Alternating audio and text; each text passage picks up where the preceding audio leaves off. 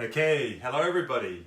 It's Greg. I'm here again, still in lockdown, and I know a lot of you watching probably are as well. So if you are watching in India, I know it's 1:30, so good afternoon. If you're watching here where I am, in my home in New Zealand, it's 9 p.m. at night, so good evening. I just wanted to introduce myself again. If you missed me on the first of these webinars, my name's Greg. I've been an ESL teacher for 15 years. Most of that time I spent in South Korea, where I worked in university for a long time, so very familiar with academic English and the IELTS test, which I've been tutoring for quite some time, especially on grade for the last year or so. So with these series of webinars, I thought it's a really good chance while everyone is in lockdown just to have a look at the different essay types. The one we're going to have a look at today is a 2 questions and your own opinion, right? So last time we looked at agree, disagree. So I'm just going to erase this. And what I'd like to do is give you a chance to read this question. And then what we're going to do is just go through the essay. I want to have a look at all the good things and give some advice on how to improve this essay. If you're not aware, this essay has actually been introduced or volunteered by one of the subscribers to the grade.com website. So big thank you for that subscriber. So here we go. Here is the question. I'll give you a chance at home there to read the question. So take your time.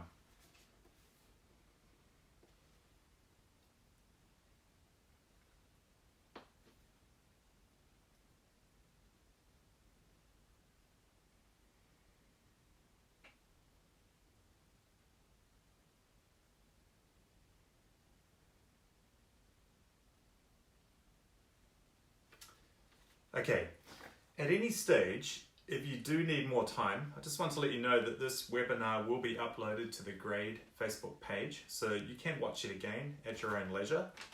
But as you can see, this is a 2 questions and your own opinion task. Last time we did the agree, disagree. So what we're going to do here is reference back to the difference between agree, disagree, and the 2 questions and your own opinion. So I want to start by giving you a chance to read the entire essay. Now, this is where I'm going to say, if you have band descriptors at home, these are from the IDP or IELTS website. These are the Writing Task 2 band descriptors. If you have your own copy of these, it would be really good to have them on hand. Or you could bring them up from the IELTS website. So I'm going to give you a chance to grab those if you want them. Take a few seconds.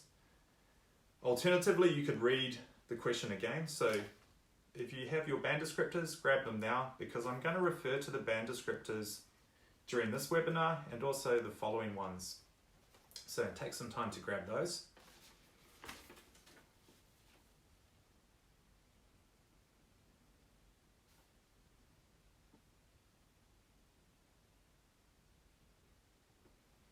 Okay, again, if you don't have band descriptors on hand, it doesn't matter.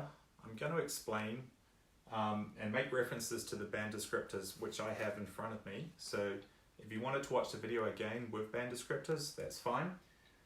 The first thing I'm going to do is have a look at the essay which has been volunteered. And in particular, I want to talk about the task response. So when I give feedback on essays, task response is always where I start. So this time, because we are going to focus a lot on the task response for this answer, I'm going to give you a chance to read the whole essay first. So you're going to see me flick the pages over.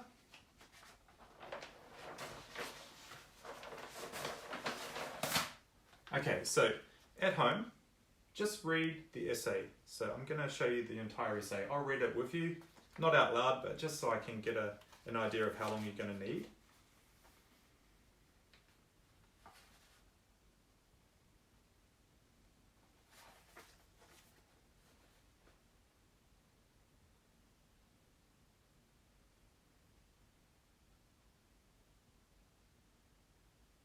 Now, I also want to point out at this time, if you do need me to go a little slower, you can write a message on the Facebook page I've got that up so I can see your messages.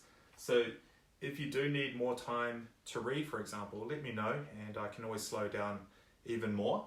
But hopefully you've read that first page. I'm going to move over to the next page.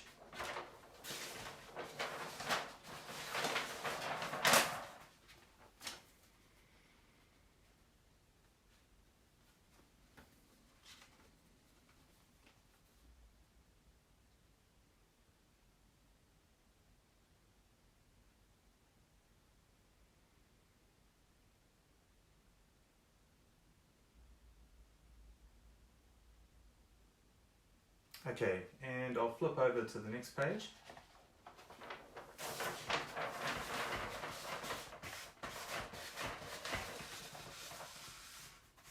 Okay, so please continue reading. There's one more page after this.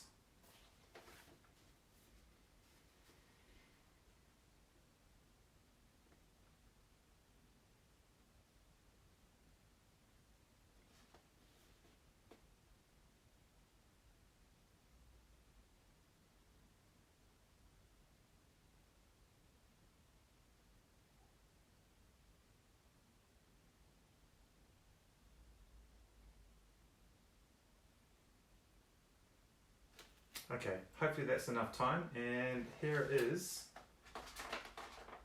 oh, it's not the last page, it's the second to last page, so we have this and one more page.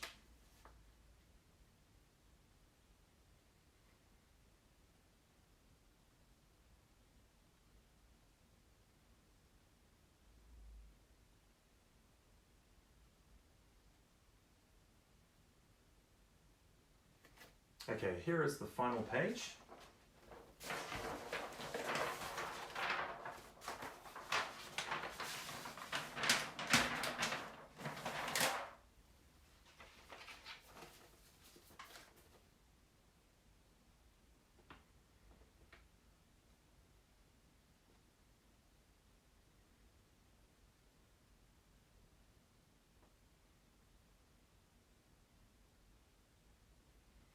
Okay, hopefully that was enough time for you to get a sense of this essay. I'd like to start by saying I think there are a lot of good things about this essay, and I'm going to touch upon those in this webinar. But the first thing I want to talk about is the task response. So perhaps while you were reading, you might have thought about some of the grammar issues or some of the word choices. I'm also going to touch upon those as well. So we're actually going to look at the 4 aspects of the band descriptors, which are task response, coherence and cohesion, lexical resource, which is vocabulary, and grammatical accuracy and range, which I just call grammar. So let's go back to the question itself.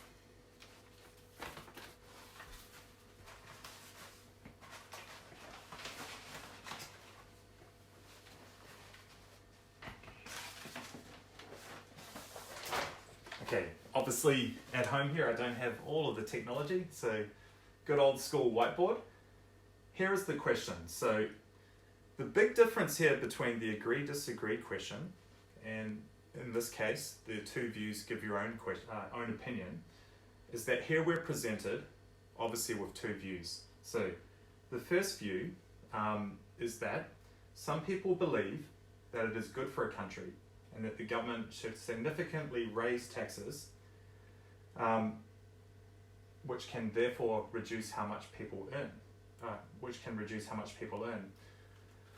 On the other hand, in other countries, tax rates are high, right? So we have 2 views. Tax rates are low, people earn higher salaries. Tax rates are high, people earn less. Those are the 2 views. Whereas with an agree-disagree task, you only have one view given by the examiner to try and discuss. Now, this is something that I think is really important, and we're going to address this straight away in terms of the task response. Here, we have discussed both views and give your own opinion. So, if you could think again, view 1. So, view 1, tax low, higher salaries.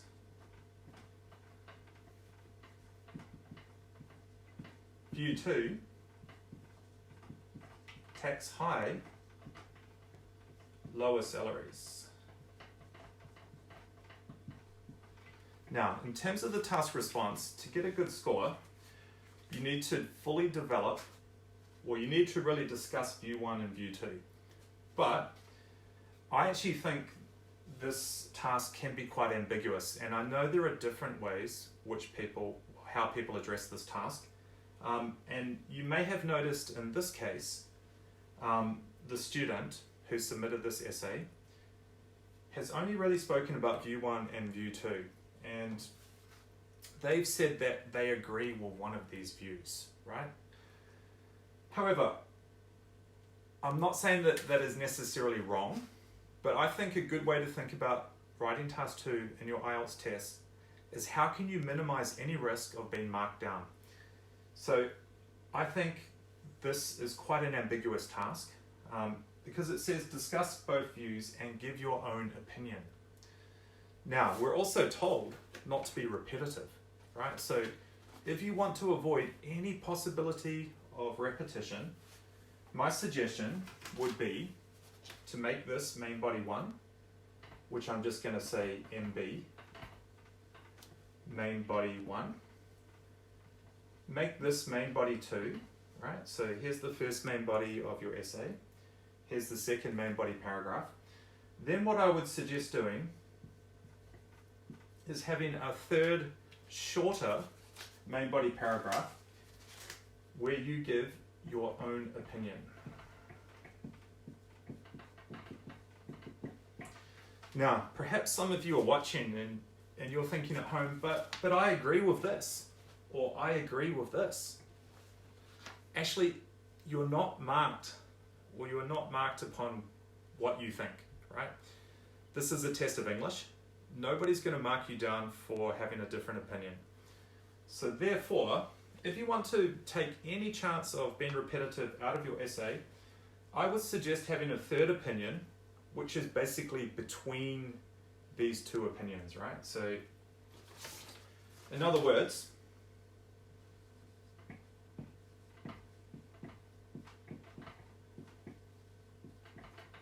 moderate text, right? So that means you're going to have 3 main body paragraphs. Now, this is the other thing I want to say. This means we use the expression voice. In the first main body paragraph, your voice will be talking about these people, right? So we can also think about this as reporting, right? So in the first main body paragraph, you're going to report this view. You're not going to say it's your own. In the second one, you're going to report the second view, again, without saying that you agree or disagree with it, right? You're just reporting what other people think. So some people think low taxes are good, high salaries great. Other people think, maybe have higher taxes and lower salaries. And then you give reasons why other people think this. Then you move on to your opinion, and it doesn't matter if it isn't your real opinion, because you just want to get that good score in the IELTS test to achieve your goal. You just say you think a moderate opinion, or a moderate tax is better, and therefore you're removing any chance of repetition. So that's the first thing, and I think one of the most important tips I want to give you for the 2 views and your own opinion. So I'm not saying that to the viewer who has submitted this essay, I'm not saying what you've done is wrong, but this is just my personal approach and one that I teach just to take away any chance of being repetitive. So what I want to do for the rest of this webinar then is we'll move along to Coherence and Cohesion. Now you're probably going to hear me talk about some of the things that I talked about in the previous webinar. So hopefully from some repetition, it'll help you improve your own essays. Then we'll move on to vocabulary, lexical resource, and we'll finish up with some grammar. So going to repeat some of the same things from the last webinar and hopefully build upon your learning with some new tips. So let's go to the start of the essay.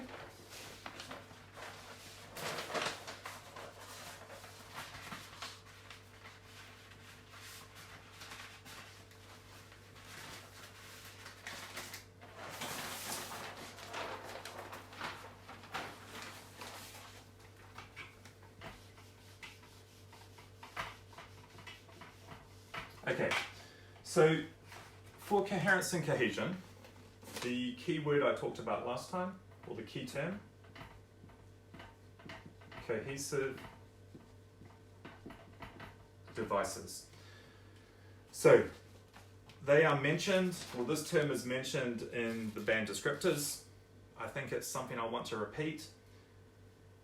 Cohesive devices is one way which you are going to be able to hopefully get a higher score, or help you get a higher score for coherence and cohesion. And also by using lots of them, hopefully not too robotically, it'll just help you draw everything together. So it makes it easier for the examiner to read your essay and understand your argument. So give you a chance to review here. Can you find any cohesive devices? Now, I would say in the introductory paragraph, you're probably less likely to, but I'll give you a chance just to review it. Can you find any cohesive devices?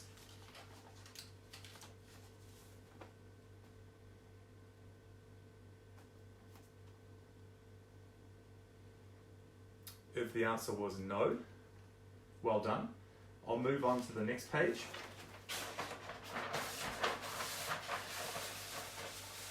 And here, I think there's going to be one which is going to jump out to you, a cohesive device, which is very common.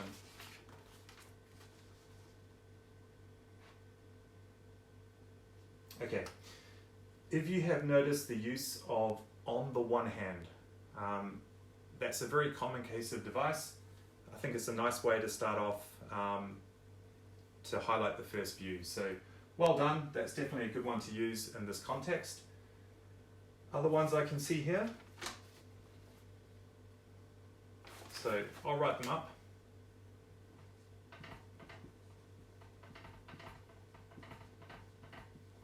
Now, if you're using on the one hand, what would be the other one which is going to contrast with that? Let's have a look.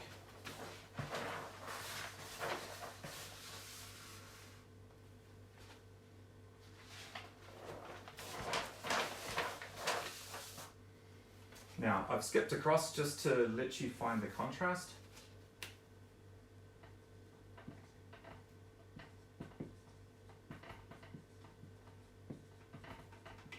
So, if you identified that those two cohesive devices are often used as a pair, well done. But that also means, I don't think however is necessary, right? So I would definitely get rid of that. If you're going to use cohesive devices on the one hand and on the other hand, that's all you need, right? So going back to the other page,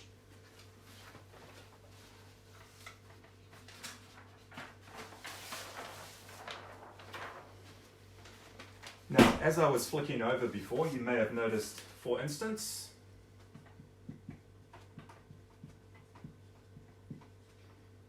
another way of saying for instance starts with V. I'll give you a chance to think of that. If you answered for example, well done. So those can also almost be used interchangeably. So what I hope is that you build up your own bank of cohesive devices which you can hopefully use naturally. I think in this case the candidate has used them quite well. So furthermore is another one that I can see here. Another way of saying that might be in addition.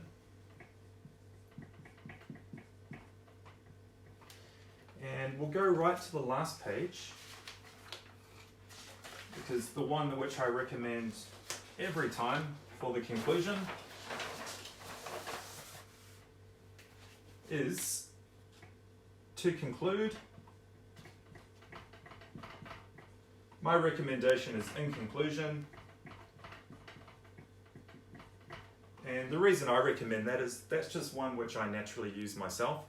But these ones here are both fine. You can use those interchangeably, right? So to conclude, in conclusion. I mentioned it last time, I would not begin a conclusion with to sum up, because I think that fits better with a summary, right? So, okay, so I think coherence and cohesion, I found this essay really easy to read. So yeah, definitely well done to the candidate. I think you're doing well for cohesion and coherence. And one reason for that is a very good use of cohesive devices. So I think when you're preparing for the IELTS, I mean, there are not that many cohesive devices in English, right? So that's one area I think you should all focus on. Make sure you use them throughout your essay, as we have seen here. But we'll move on to vocabulary.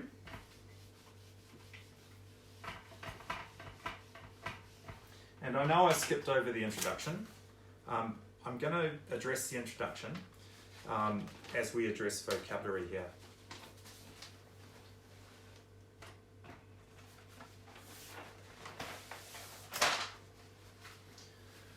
Okay, so just a quick recap about the introduction.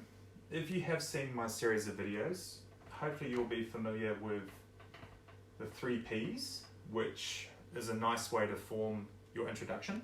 So if you do remember those, hopefully you remember paraphrase, position, and then a preview of your main points, right? So I'm not going to focus too much on these again, but every time, just as a reminder, when we do look at introductions, I'm just going to remind you of these 3 Ps, right? So they should be the 3 elements of any introduction paragraph for any of the 5 tasks, right? So when I talk about the 5 tasks, I'm talking about agree, disagree, 2 views, your own opinion, advantages, disadvantages, which I'm going to talk about in a second, problem solution, and sometimes you have the 2 questions. Now, in terms of some of the word choices and phrases which are used, there is one which stuck out to me, which I see quite often, and it's the use of these 2 words here. Okay, so again, this task is a 2 views and your own opinion. These are probably in many essays not bad word choices, but I would recommend not using these words, advantages, disadvantages, when you're answering a 2 views and your own opinion. Perhaps, maybe, people might think you misunderstood the question. So I would avoid using those terms unless it is an actual advantages, disadvantage essay. So otherwise, I think the actual paraphrasing itself, we will talk about paraphrasing, because this is obviously, this is one way which you're going to show off to the examiner that you have a wide range of vocabulary. It also relates to the grammar use, but here I think some of the paraphrasing was very good. So I want to show you the question itself. So hopefully I can just put that up here again.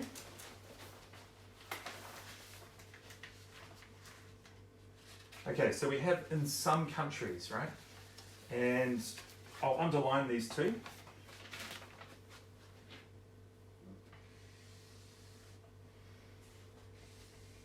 Now, the reason I've underlined those 2 phrases is because these are 2 which you might come across on different questions, right? So I think the candidate has done a very good job of paraphrasing those 2. Take that off again. Maybe at some stage you might see me tear it off. But anyway, so in some parts of the world, so I have it down there.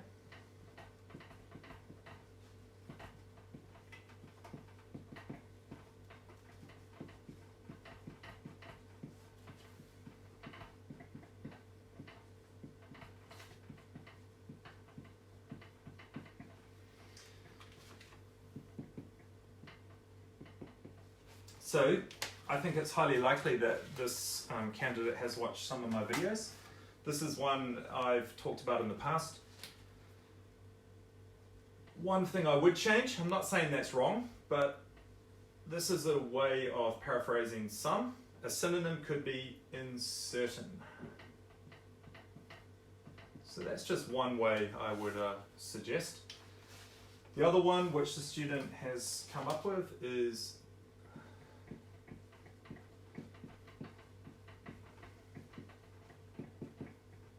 And this is definitely one which I've taught in the videos.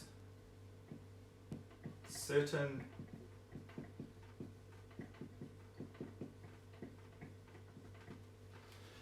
individuals. Now you may be thinking, but here you have certain twice. So this is my little challenge for you with your vocabulary. Unless they're structure words such as the or and, for example, if there are other words which you're going to use throughout the essay, make it your challenge to try not to use those words more than once. So if you really wanted to avoid using certain, perhaps you could say particular. Right, so there we have it. So that way we've paraphrased, we have synonyms for the word some. So some very good paraphrasing going on there. But again, definitely I would avoid talking about advantages and disadvantages. Let's move on to the other pages and talk about some of the word choices. Now again, as I am going through the different pages, I'm going to try and cover as much as I can, but I may miss something which you really want to know about. Feel free to put up an answer, and then, or put up a question and I'll answer those at the end. I think I'll probably have time to answer about 3 questions, but anyway, let's move on.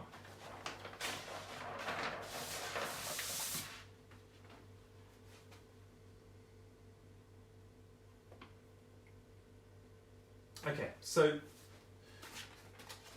here's one that I noticed. So I'm just going to, with the vocabulary, I want to think about some words which may crop up in different essays, right? So we'll try and target vocabulary which is high use in a number of different essays.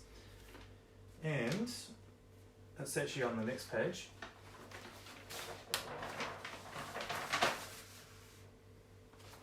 So the word systems. Now, if we think about that challenge of trying to not to use the same word twice, we can see systems here, and we can also see it on the next page. So again, little challenge, and don't worry necessarily during the exam if you can't always do this, but it's a good way of thinking. Let's see if we can think of a different way of saying systems, right? So we can see systems like this in countries like Denmark and Finland. The way it was used earlier in the paragraph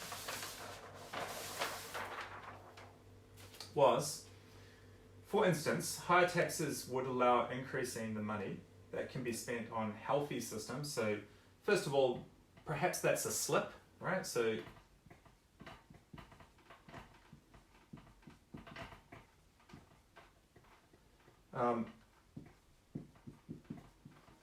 obviously I have the essay in front of me here.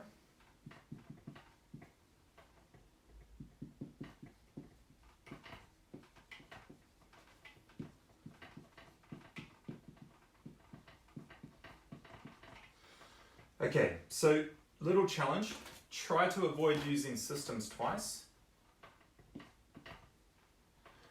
Which one of these 2 uses of system do you think would be easiest to change? So I'm going to give you a chance at home. Can you think of another way, another word, a synonym for systems? We only need to change one of them, right? So we'll try and make it our challenge to avoid using the same word twice.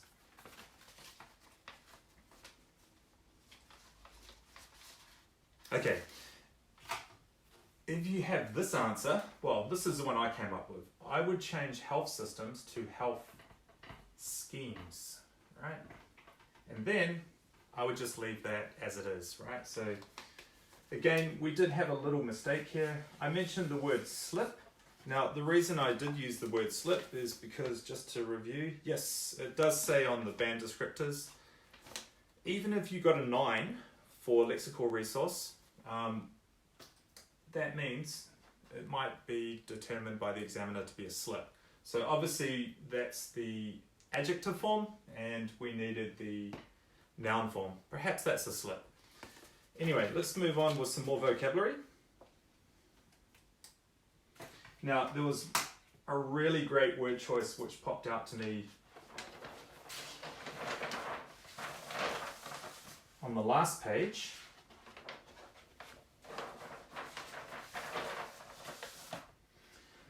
so obviously a student of economics perhaps, well maybe, but fantastic word choice, libertarianism. So possibly using the wrong form of the word. Libertarianism is the concept. I would probably talk about libertarians. Right, so libertarians are the people that believe in this concept. Anyway, really good word choice. And I think, yeah, the whole concept of lower taxes and higher salaries, less government intervention, definitely is in line with libertarian thinking. But I also thought about this. That means, for main body one, I probably would have talked about socialists. Right, so if you have no idea what I'm talking about, I'll recap for you.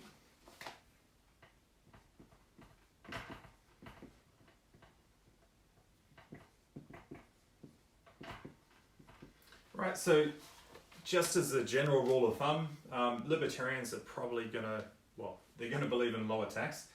Whereas socialists, I think, is another word which could have been added to this essay, just again to show off to the examiner that, look, I know all these different terms, all these different great word choices. So that is going to happen. I know you have your time limit, which is essentially 40 minutes. There are always going to be words which you'll think about after the exam. Don't beat yourself up. I think you've definitely proved that you have a good vocabulary range. This is the candidate who's written this, so well done. So let's move on and talk a little bit about grammar, because I can see I'm actually getting some questions here and I want to move on to those at the end. So yes, I know there are a few spelling mistakes, but yeah, you don't have to have perfect spelling to get a high score for vocabulary. What I want to do though is talk about some of the use of grammar. So I'm going to go back to the start.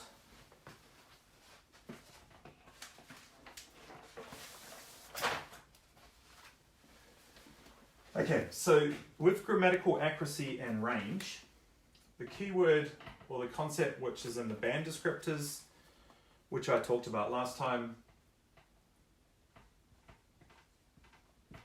complex sentences. Now, if you're strong on grammar, you'll know that this means one of the clauses, and if you don't know what a clause is, I'll recap.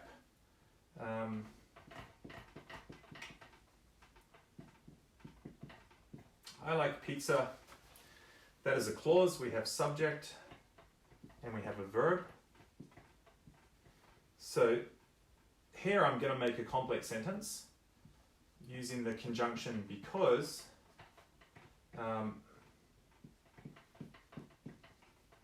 We'll write it up as it would be.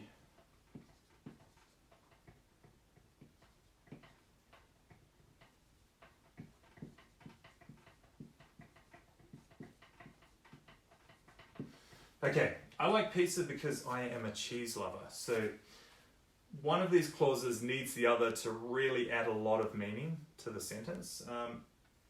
Now this probably, you could say, breaks that rule. What I mean is, if I just came up to somebody randomly on the street and said, I am a cheese lover, I think the person who I spoke with would be shocked, for starters, because that's a weird thing to say. But in conversation, if I said, I like pizza because I am a cheese lover, that gives a lot more context to the comment. So in general, with complex sentences, one of the clauses, and again, we have two clauses here, right? So here's our subject. I have a green pen too. Here's our verb. And in the second clause, subject and a verb. So one clause really needs the other to give the whole sentence meaning. So this is a conjunction. Other ways of forming complex sentences: that, who, which, if. There are more, and I'm actually going to talk about these in a second. So, give you a little challenge at home. What I want you to do is, on each page, see how many complex sentences you can identify. And the good news to the candidate, there are a lot. So I think you are showing a really good understanding of grammar, complex sentences in particular. And take your time at home. See how many complex sentences you can identify.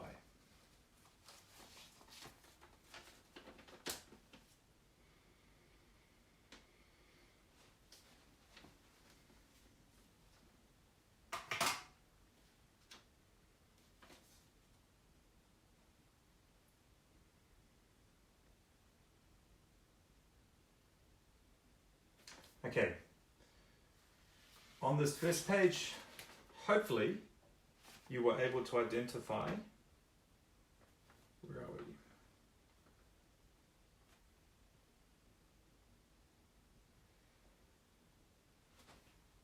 One, two, and I think, okay, which must be on the next page. So I spoke about this in yesterday's, well, sorry, not yesterday, feels like yesterday. I spoke about this on Thursday's webinar. Sometimes it's possible to omit, for example, omit just means get rid of. It's possible to omit that, right? So I could say certain individuals argue this has a beneficial effect, right? Now, don't omit it.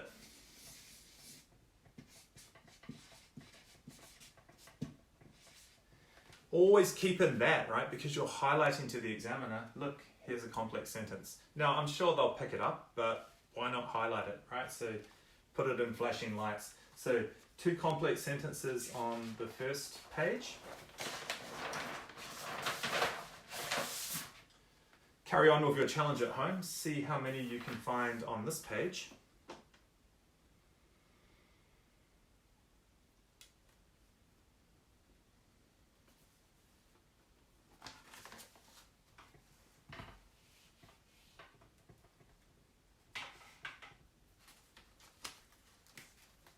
Okay, so we have here which, and before I identify the other complex sentences, just want to say well done to the candidate. This is one mistake quite a few students make, and that's called subject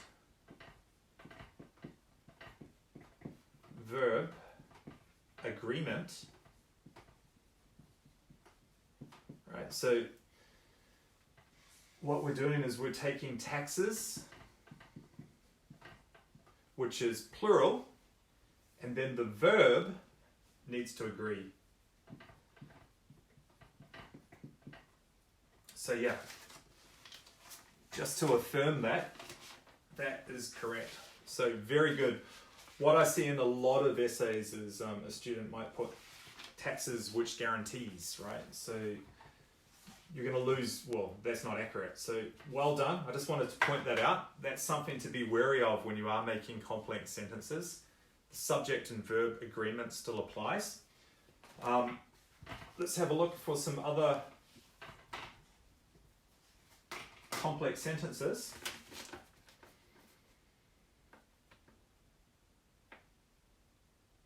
So no more on this page, but one note I did make to myself is here, I think there's a chance here that this candidate could have actually formed another complex sentence, right? So on one hand, there is nothing wrong with increasing taxes, so I'll correct it, with increasing taxes and controlling earnings. So what I would do here is I would just say, hopefully you can read that. So I would just say because, right? So that's going to form, well, it's going to highlight an easier complex sentence, right? So move on to the next page.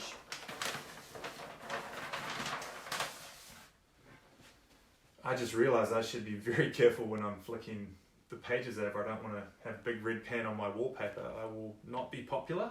So how many complex sentences can you find on this page?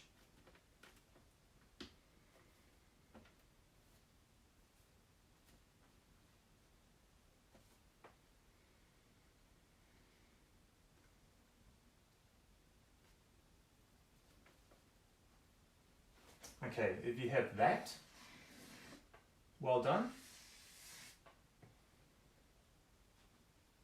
There's another one.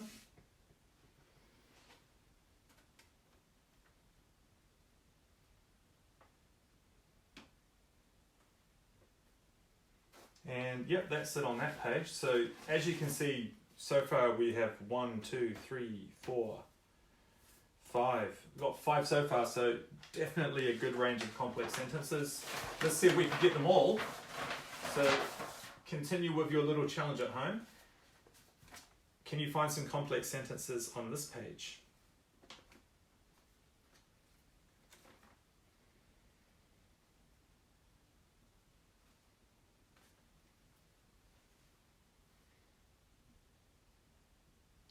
Now, if you saw the one down here, well done. So definitely a lot of use of that, which is fine.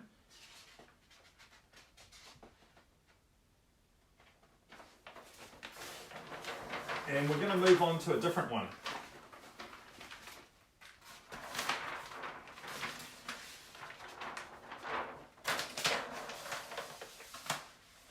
Okay.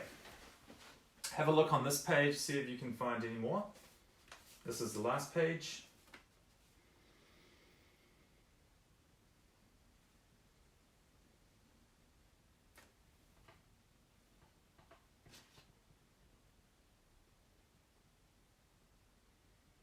Okay, if you saw, where is it? Where's it gone?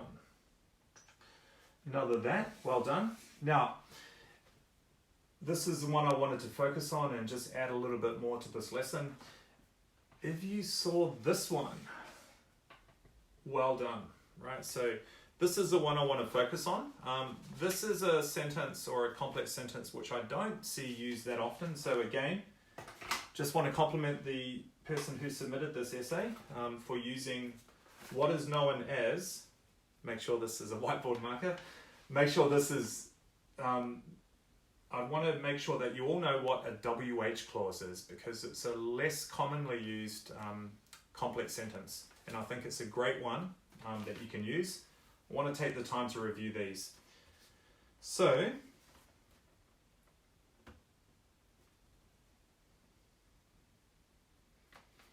I'm just going to write up an excerpt from the sentence. I'm not going to write the whole sentence up. It's actually this part here. They can spend money how they want.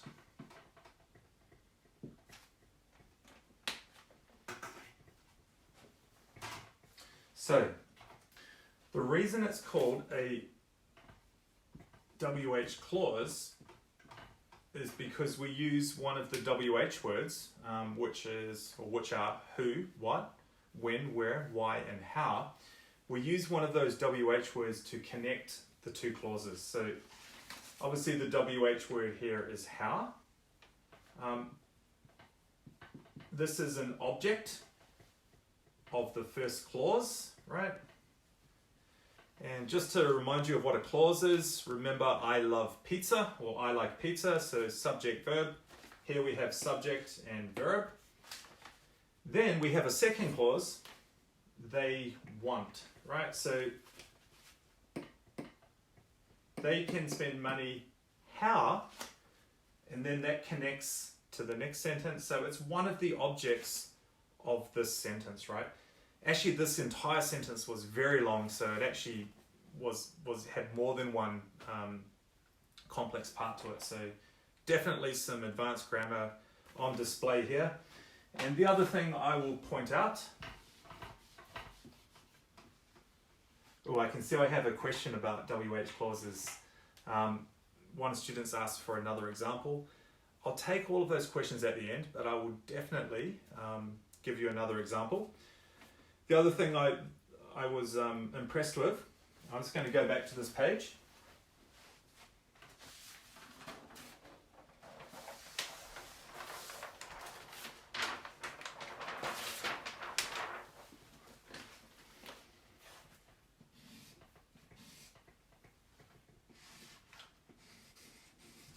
Okay, so I don't just want to focus on complex sentences. This is the second webinar, and I think for grammatical accuracy and range, complex sentences are one thing to always bear in mind. But you're also asked to use a range of different grammar. So I think that means, don't just think about complex sentences. So this is excellent use of passive voice, right? So actually what I'll do, I'll get rid of this. Stick to blue. So this is excellent use of passive voice.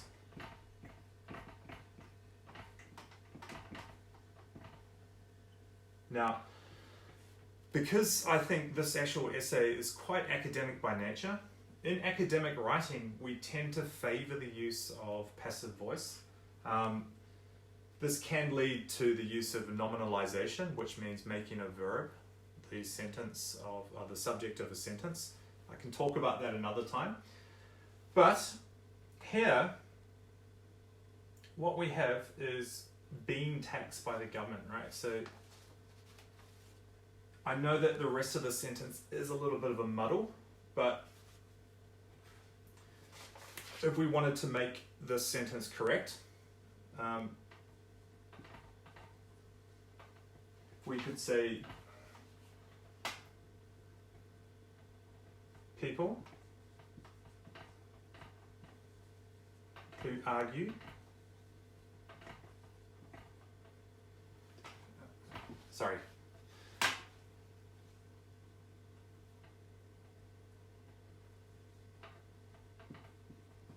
I want to do not agree.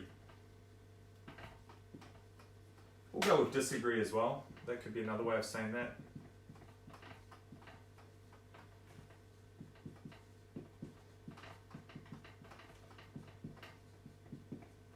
Now, we can use by. This tells us the agent.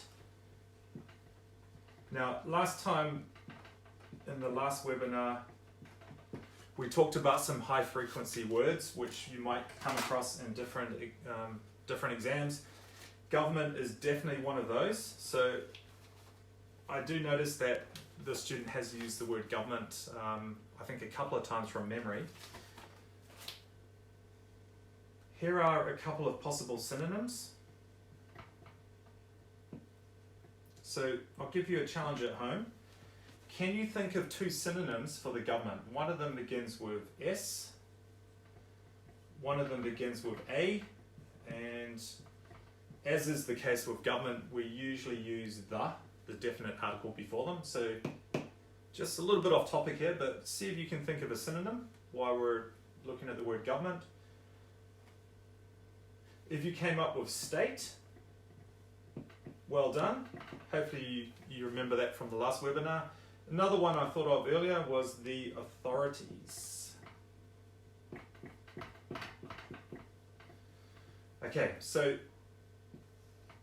this is known as the agent, right? So what passive voice means is, in this case, the subject people, the subject do not do the action, right? So the subject doesn't do the action, rather. So the action is being done by the agent, the government. So in academic writing, and as I say, this is quite academic by nature, this topic. In academic writing, we tend to favor using the passive voice. So just one more compliment I'd like to give to this candidate. Definitely demonstrating a good range of grammar, especially with complex sentences. Hopefully that's something you've picked up from my videos. Throughout these webinars, I also want to highlight other aspects of grammar which you can incorporate. So the whole active versus passive is a big one, and you can also incorporate that in your paraphrasing. If you're given an active sentence, paraphrase it into the passive voice if it's appropriate.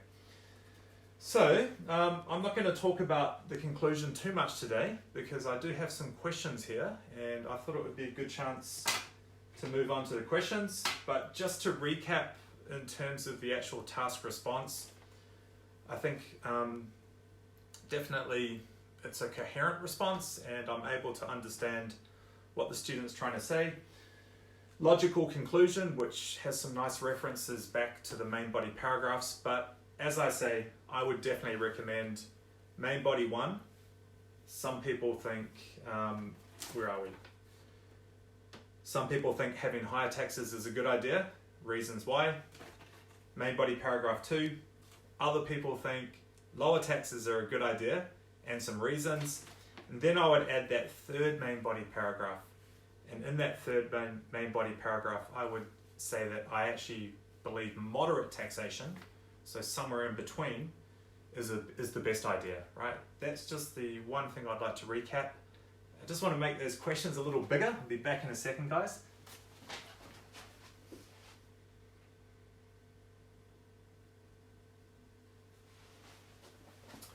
Okay, first question I have, just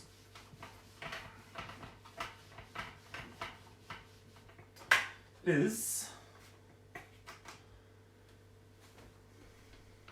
I'm vigorous about giving opinions. Usually I give harsh statements. Is this going to reduce my scores? No, I don't see how it should. And again, look, the answer I'm giving you is just based upon the public band descriptors. You're not judged upon your opinions according to these band descriptors. So I think I would actually suggest for any essay, just make sure that your opinions are clear, right? That is what you are judged upon. So the clarity of your opinion. Is it easy for the examiner or any reader to read your essay and know clearly what your opinion is, which you can also call your position? So no, according to the band descriptors, you are not marked upon the content of your opinion, which means you're not marked upon what your opinion is if somebody disagrees with it. Okay, just going to scroll the screen down.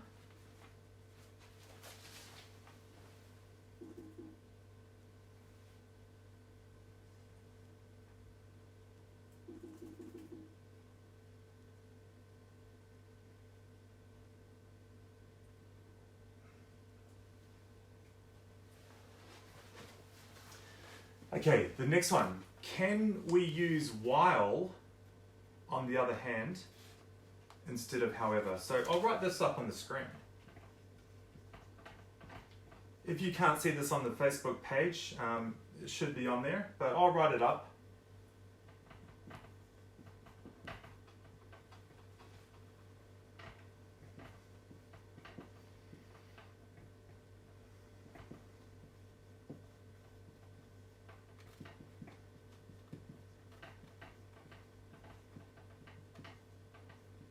Okay, so you're talking about, I'll bring it up on, okay, so we have it here actually.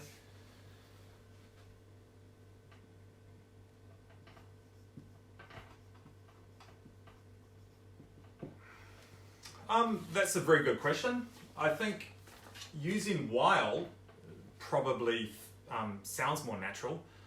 I think it's probably unnecessary to use either while or however. On one hand, on the other hand. In future webinars, we're going to talk about natural use of language, different collocations. I just think naturally that's all you need. You just need to say on one hand, on the other hand. Or you could say on the one hand, on the other hand, right? So I would say that while or however are both unnecessary. So that's just what I think sounds more natural. Why do we use, okay, the next question. So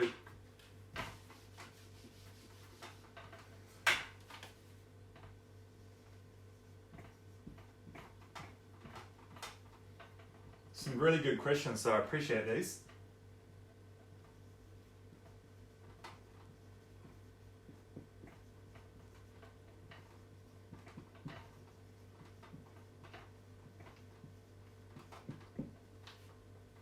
Okay, why do we use the government and not government, or not just? So again, I think it's about natural use of language. With this essay, we're not asked to speak about any particular government, but when I do write the essay, or when this candidate has written the essay, I would suggest that in my mind, I'm thinking of one government in particular, right? It could be any government, but it's just going to be one government, because within a country, one country has its own taxation scheme. So that means one country, one government, therefore, the government. Again, doesn't matter what that country is, but in our essay, our imagined or our hypothetical government is one government, so it makes more sense to say the government, right? And okay, I did promise that I would give you another example of a WH clause.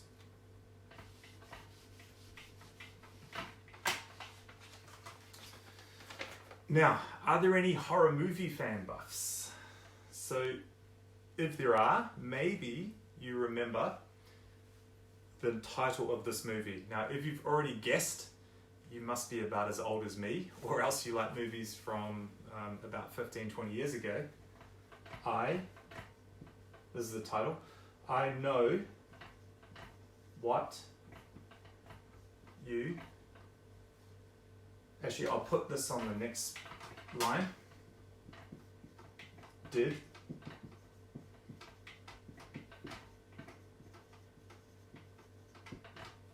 okay, obviously not the kind of sentence you're going to use in an IELTS exam, but the reason I have chosen this one is because I think it's one that hopefully you can remember, and if you remember the structure, that's great, because then you can apply that same structure to your sentences in the IELTS exam. So again, we have the subject, I'm just going to write SUB, we have the verb, and here is our WH word. Alright, so again, this is the first clause, right? So I know what. So what is the object in the first clause? I know what, I know who, I know where, right? Often these WH clauses will follow a verb of saying or thinking, right? So that's very common collocation. We have the saying or thinking verbs, such as believe, know, understand. Then we move to the second clause, which is another subject, and here's our verb. Whoops. What am I talking about? I was going to say that's an auxiliary verb, but in this case it is not an auxiliary verb, it's the main verb. And here is the rest of our sentence, or the rest of the clause, which is the object, and we have an adjective there. I like grammar. But memorize the name of this movie. Maybe watch it, it's not that good. But anyway, if you can remember this movie, the title of the movie, I know what you did last summer. This is a complex sentence, and you can apply this structure to sentences in your IELTS exam. So, I'm always looking for more volunteers for me to use your essays in these webinars. So, really want to say thank you again to the viewer who submitted the essay on Thursday. Thank you for the one today. I always want to have a balance of, positive feedback and some things that you can work on as well. And yeah, just by letting us, or letting me, use your submissions to show you and other students, hopefully we can all learn together. The next webinar, these are 3 times a week, so I will put them up here next to this message for you. So Sundays, Tuesdays, Thursdays. Now I know a lot of you are watching from India, so I'm going to put your time zone up first. Indian Standard Time. Right here in New Zealand, we start here, 9 p.m. New Zealand time. If you're watching elsewhere, then have a look on Google itself, and I think you can convert your time. But again, if you would like to volunteer your essay for me to have a look at and share with you during a webinar, then there are 3 ways to do it. You can email admin@grade.com.au. You can also send a direct message to the Facebook page there, which I know a lot of you are watching on right at the moment. Or if you really feel game enough, and definitely I respect it if you do, and you might get some other feedback from other students, you could post your essay on the Grade Facebook page itself. So,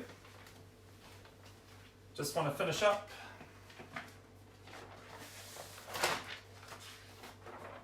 One more flip. Here it is. So,